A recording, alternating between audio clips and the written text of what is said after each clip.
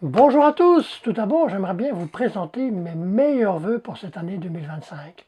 Que cette année soit déjà meilleure que l'année 2024, comme on dit, qu'elle soit douce et légère, mais en même temps, et certainement avoir la santé, car je crois que c'est primordial, et que cette année 2025 soit jalonnée pour vous de petits bonheurs, de grands bonheurs, qu'on ait des petits smiles, ou des grands smiles. Donc voilà. Que cette année 2025 soit magnifique. Donc, comme première vidéo, on va retourner déjà un peu en arrière. Comme très souvent, en fin d'année ou en début d'année, on fait le bilan d'une année de lecture. Donc je vais faire ce bilan aujourd'hui, bilan 2024, et puis je vais dire aussi quelques objectifs 2025 au point de vue de la lecture et peut-être au point de vue de la chaîne. Donc, sans plus attendre, bienvenue sur le Bouquin d'étoiles, générique.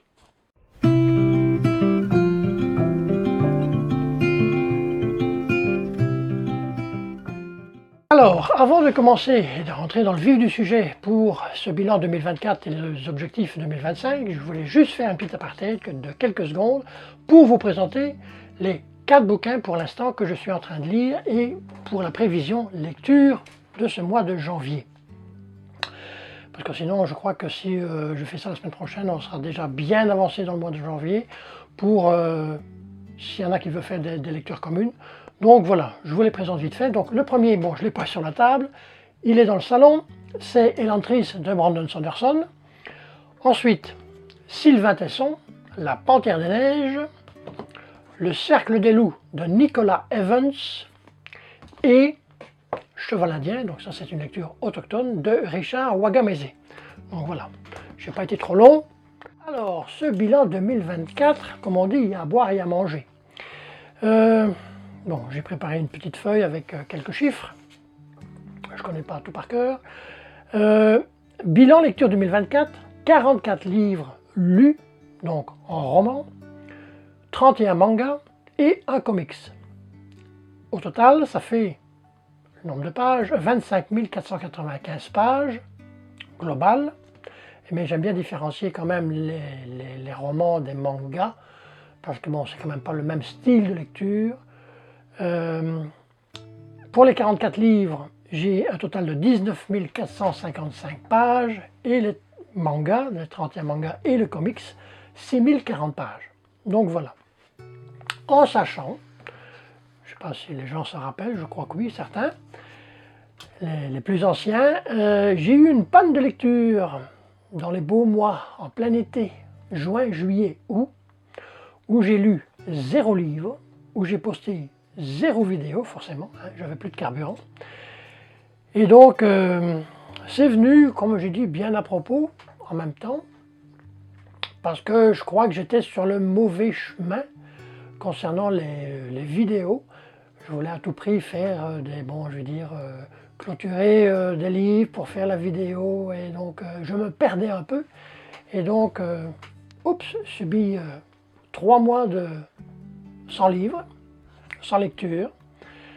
Et tout vient bien à propos en fait, parce que c'était vraiment le bon timing, si on peut parler de bon timing. Parce que, point de vue de lecture, à ce moment-là, on était fin mai, je crois. C'était le bouquin Le Livre des Martyrs de Steven Erikson, le tome 1 que on faisait en lecture commune, que j'ai abandonné après, je crois, un petit quart du livre. En plus, c'est ça, il y avait le potager, il y avait, on est moins souvent à l'intérieur, donc voilà. Donc c'est venu bien à propos, donc on a fait un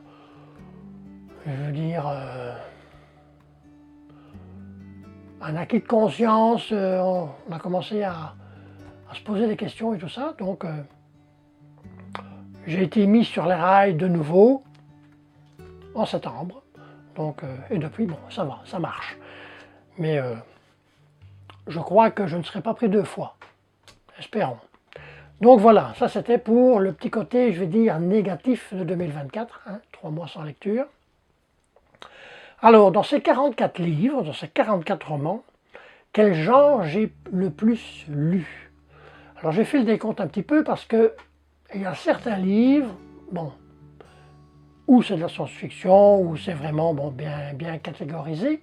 Mais il y a certains livres où c'est en même temps de l'historique, en même temps du fantastique.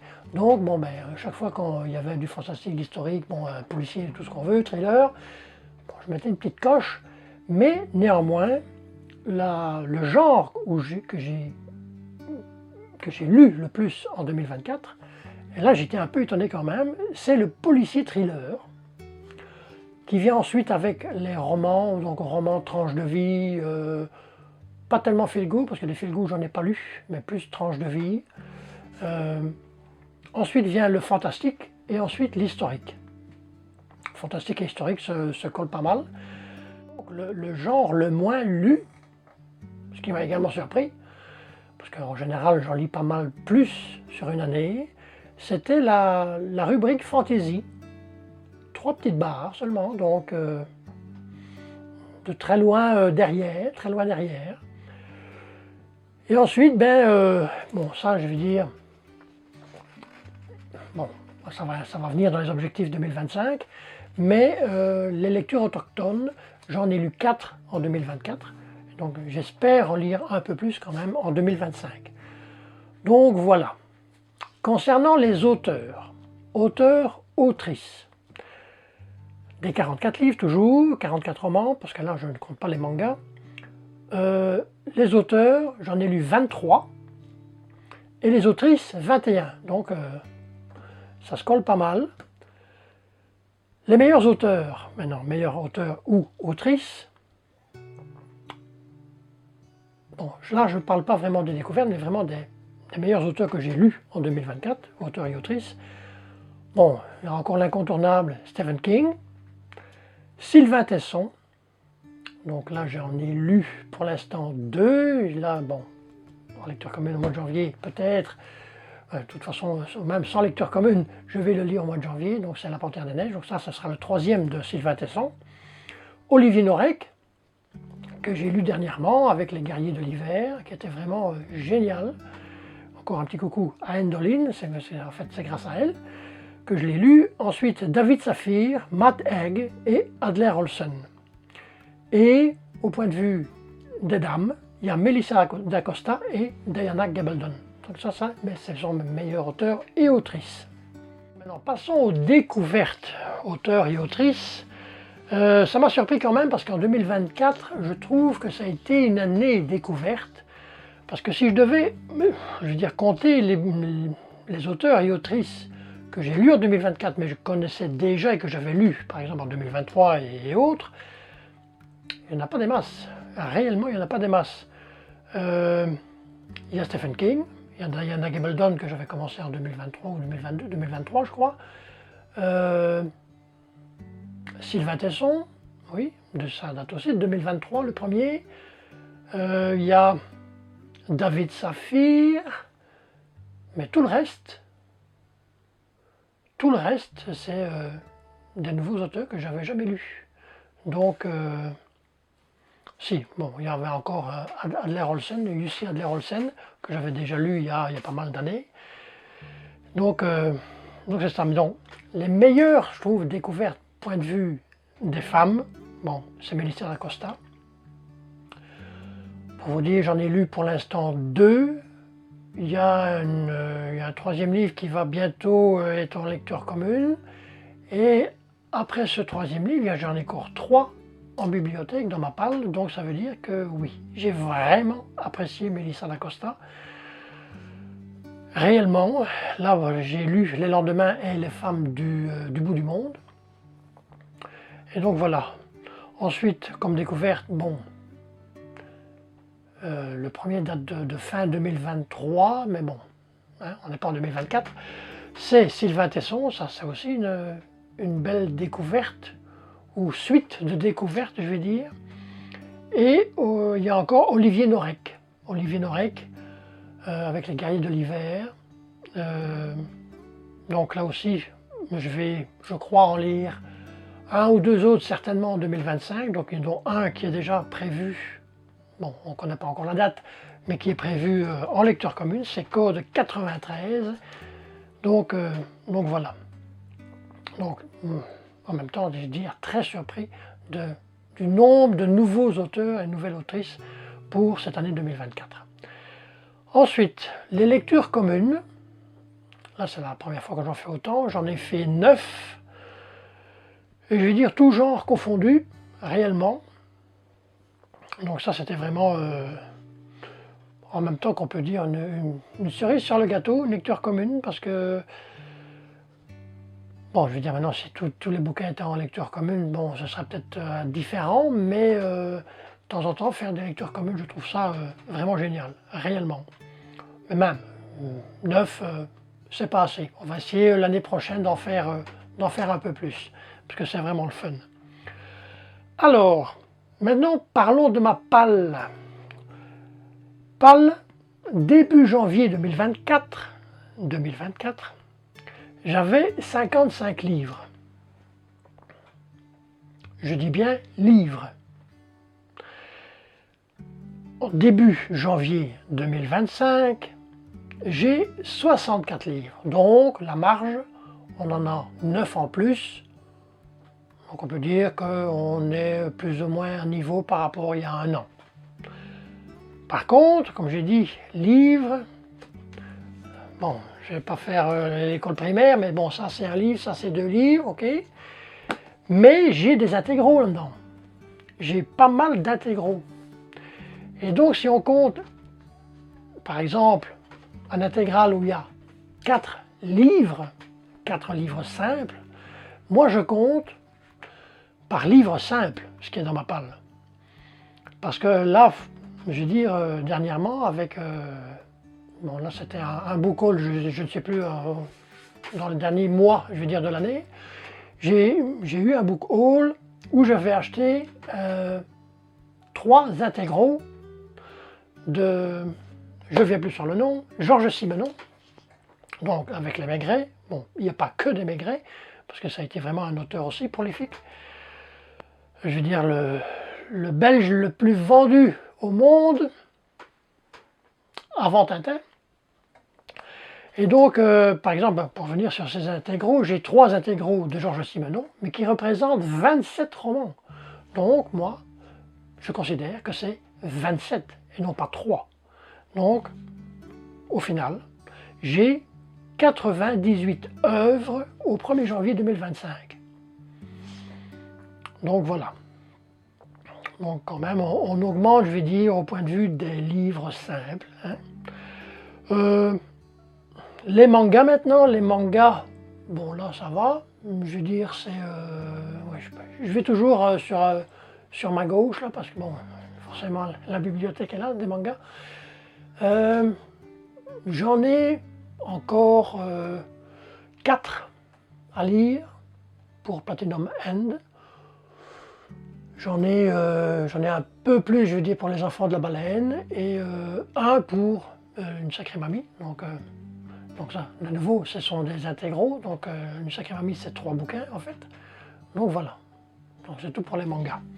Donc pour l'instant, ça marche. Alors, un autre point qui n'est pas très fameux là en 2024 pour ma part, ce sont les sagas. Oula! Là, le nombre de sagas terminées, 0. On a continué dans les sagas, mais des sagas terminées, non. Même pas dans les mangas, parce que là, il me reste encore une sacrée mamie. Hein. C'est pas gros, hein, c'est pas long, mais la saga n'est pas terminée. Donc,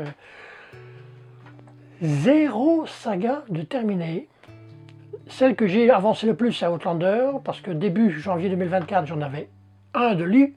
Là, j'en ai 4 de lu. Et donc, voilà. Donc, objectif 2025, tout à l'heure. Donc, je dis, c'est ce qui termine, globalement, mon bilan 2024. Bon, avec cette panne de lecture de 3 mois, donc c'est quand même, on dit, une saison en moins quand même. Ben, je trouve que c'est pas mal, j'ai lu pas mal. Je suis content de moi, sérieusement, là, puis les mangas pareil, là, donc voilà. Alors, je dirais dans la clause de contrat, souligner en rouge, se faire plaisir.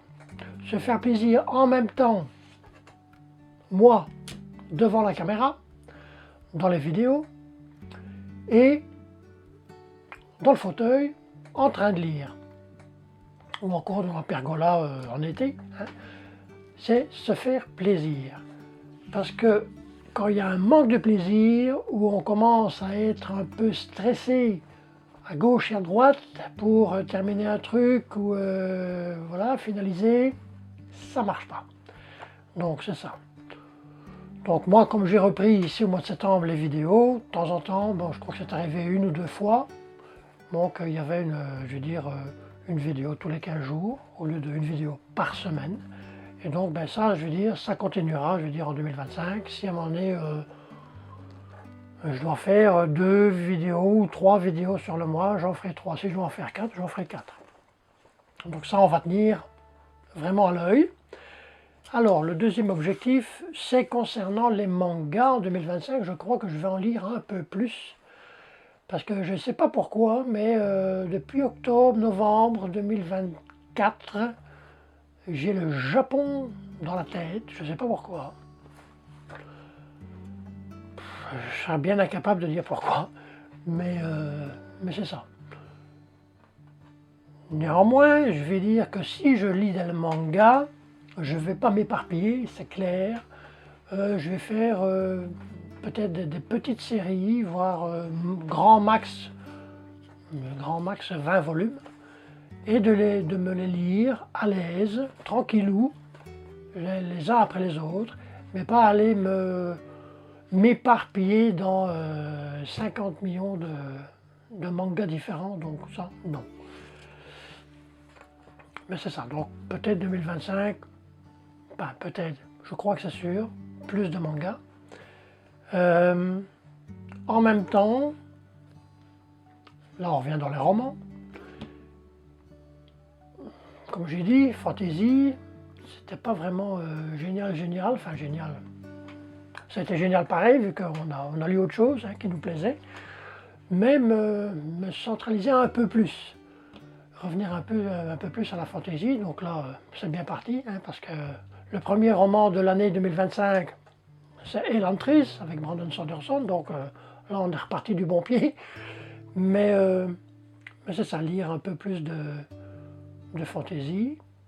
En même temps, continuer les auteurs et les autrices que j'ai adorés en 2024. Donc certainement du Melissa d'Acosta, certainement du Sylvain Tesson, du Jussi Adler-Olsen, peut-être encore du Ragnar Jonasson. Il y en a plein, c'est pas ça qui manque. Également, certainement aussi, continuer à découvrir. Comme je l'ai dit tout à l'heure, point de vue des lectures autochtones, j'aimerais bien en faire certainement plus que 4 sur l'année. Peut-être une, je sais pas, ça je veux dire, c'est comme je verrai quand il y a des titres qui m'interpellent. Alors, un des points aussi fondamentaux, je dirais pour 2025, c'est concernant les sagas. Être un peu plus enthousiaste qu'en 2024. Tant faire se peut, ou alors est-ce qu'on prêche dans le désert? Je ne sais pas. Donc non, on va essayer de faire quand même un minimum d'efforts pour, je dirais pas peut-être terminer les sagas. Oui, certainement, certaines sagas, un manga c'est vachement plus, je crois, plus facile quand même. Bon, ça dépend le nombre de tomes, mais c'est ça, d'avancer dans les sagas parce qu'il y en a pas mal. Et en même temps, je dirais, des bouquins qui sont des sagas, qui font partie de sagas et que je ne lirai peut-être jamais. Ou que j'ai lu, mais que ça fait trop longtemps que je les ai lus et que pour recommencer, il faudra recommencer de zéro quasi. Ça non, j'ai plus envie. Et dernièrement, comme je suis assez conservateur dans mes livres, là j'ai une petite pensée pour Kate, de la chaîne YouTube Sac à dos. C'est ça, je suis assez conservateur dans mes livres, mais néanmoins, j'ai quand même, je me suis dit, il y a une saga que je ne lirai plus, certainement. C'est une saga de fantasy, c'est l'Épée de vérité, parce que j'ai lu les 4 premiers, qui sont là dans la bibliothèque des mangas, donc ça c'est pas très bon pour eux. C'est des bouquins, donc c'est ça, c'est les 4 premiers tomes. À l'époque, je lisais, oui, j'aimais bien, sans plus, mais non, je ne vais. Non, il faudrait que je les relise. Ça fait, sans mentir, je crois bien que ça fait plus de 10 ans qu'ils sont là dans ma bibliothèque, les 4 que j'ai lus, puis j'ai arrêté, je ne sais pas pourquoi. Puis j'ai pris la roue du temps. La roue du temps, ben, je sais pas, pour l'instant, bon, je les garde dans ma palle, dans ma bibliothèque. J'ai lu les deux premiers. Je sais pas, je me questionne. Ben, pour l'instant, ils sont là, ils restent. Donc c'est ça. Donc on va voir concernant les sagas. Mais certainement, essayer peut-être de faire je ne dis pas, mais faire de la place quand même pour peut-être des sagas que je lirai probablement pas. Bon, je dis pas peut-être des sagas, des trilogies, tout ça, bon, ça passe, ça reste, mais je veux dire des grosses sagas, non. Ça fait longtemps que, bon, j'avais commencé avec Trône de Fer. J'avais commencé, mais avec c'était pas les intégraux, là, c'était vraiment, il y a quoi, il y a plus de 15 ans. C'était, je sais plus quel, c'était pas Fleuve Noir, je sais plus la maison d'édition. J'avais commencé à lire, j'en avais lu 9, je ne sais pas combien il y en avait en tome simple, mais j'ai arrêté. Et ça fait chaque fois, quasi chaque fois, quand je vais en librairie, je vois les Trônes de Fer, les magnifiques intégraux, les grosses bricasses là qui m'attendent. Et je dis non, non, je ne vais pas en commencer une autre, alors que j'ai encore la roue du temps qui est là, j'ai encore les Robin Hood là, que j'aimerais bien aussi continuer. Donc c'est ça, on va regarder ça en 2025 un peu de plus près. Donc voilà. Donc je veux dire, bon, point de vue objectif 2025, c'est à peu près globalement ce qui va se passer. Je veux dire, au point de vue des vidéos, comme je l'ai dit, hein, à l'aise, tranquillou, mais en même temps j'aimerais bien, mais ça j'en avais déjà parlé dans une des vidéos, de faire bon c'est pas un nouveau concept, hein, enfin c'est un nouveau concept pour moi, mais c'est déjà sur d'autres chaînes, c'est de parler de temps à autre d'un auteur ou d'une autrice que j'aimerais bien mettre de l'avant, donc c'est en parler un peu plus, et faire une vidéo, ben, je vais dire spécifique à cet auteur ou cette autrice. Bon, ce ne seraient pas des vidéos non plus qui seraient là chaque mois, parce que j'aimerais bien, en fait, dans ce concept, faire un auteur et une autrice, donc en faire deux sur une vidéo. Donc, ben, en même temps, quelque part, je ne peux faire que des vidéos sur des bouquins que j'ai déjà lus de ces auteurs, parce que je me vois mal faire une vidéo complète sur une autrice que j'ai jamais lue. Ça va, c'est un peu bizarre. Donc voilà. Mais donc j'espère quand même qu'il y en aura, je veux dire, certainement 3 ou 4 l'année prochaine. Enfin l'année prochaine, cette année-ci, en 2025. Donc voilà, c'est ce qui termine, je vais dire, la vidéo l'année prochaine, oui. L'année prochaine, je reviendrai faire une vidéo, je viendrai faire un update lecture en 2026. Non, la semaine prochaine, ce sera certainement un update lecture où je vais vous présenter quelques livres, quelques mangas aussi. Et donc, bien, en attendant, portez-vous bien, faites comme d'habitude d'excellentes lectures et à la semaine prochaine. Bye.